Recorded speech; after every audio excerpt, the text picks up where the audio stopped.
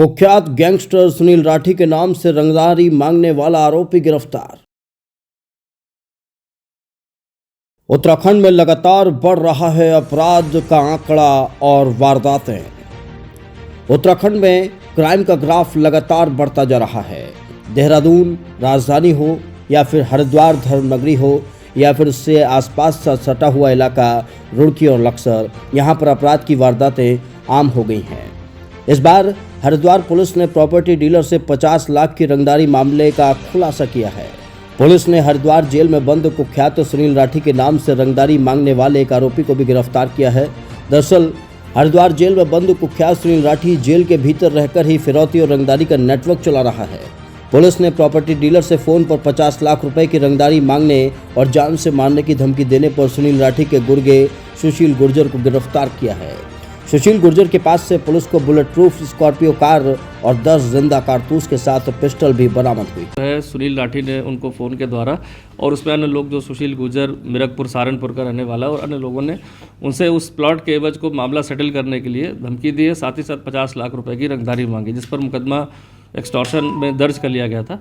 इसके बाद साक्ष्यों की तलाश में दरअसल 13 फरवरी को सिडकुल क्षेत्र की एक विवादित प्रॉपर्टी को सुलझाने के एवज में सुशील गुर्जर ने 2 प्रॉपर्टी डीलर भाइयों को व्हाट्सएप कॉल कर धमकाया था। एसएसपी अजय सिंह का कहना है कि गैंगस्टर सुनील राठी भी व्हाट्सएप कॉल में कॉन्फ्रेंस के जरिए जुड़ा हुआ था।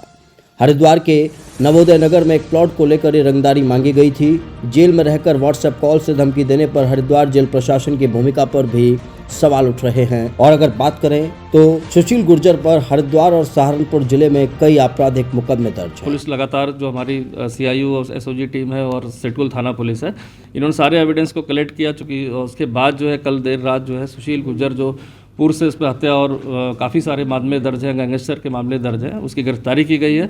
उसके पास से एक इम्पोर्टेड पिस्टल मिली है जो अवैध रूप से गलत तरीके से पंजाब के तरन तारण से फर्जी एड्रेस दिखाकर बनवाई गई थी। साथ ही साथ बुलेट प्रूफ गाड़ी जिसमें वह घूम रहा था वो भी बरामद की गई है। और उससे पूछताछ में भी काफ़ी अहम बातें पता चली हैं कि किस तरह प्रॉपर्टीज़ में इनका बीच में दखलंदाजी थी और जेल के माध्यम से सुनील राठी जो है इस पर एक्सटॉर्शन के लिए धमकी दे रहा था।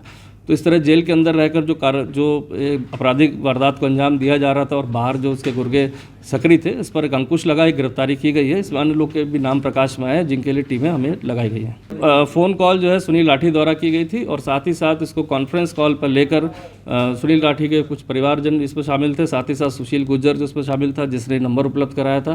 तो एक तरह से इस पूरे प्रॉपर्टी के मामले में काफ़ी दिनों से विवाद चल रहा था। उत्तराखंड को वैसे देवों की नगरी कहा जाता है, देवभूमि कहा जाता है, लेकिन आज अगर बात की जाए तो उत्तराखंड देवभूमि में अपराध करने वालों की संख्या भी बढ़ रही है और अपराध का आंकड़ा भी बढ़ रहा है। ऐसे में पुष्कर सिंह धामी सरकार और उत्तराखंड पुलिस इस अपराध को रोकने के लिए क्या कर रही है, ये भी एक बड़ा सवाल उठता है।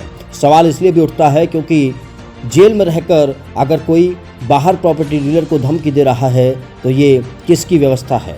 ये पुलिस वालों की हिला हवाली का नतीजा है या फिर मिली भगत की वजह से ऐसे परिणाम सामने आ रहे हैं? इनका पता उत्तराखंड पुलिस को, डीजीपी को बहुत जल्द लगाना होगा। हरिद्वार से टीम एन भारत।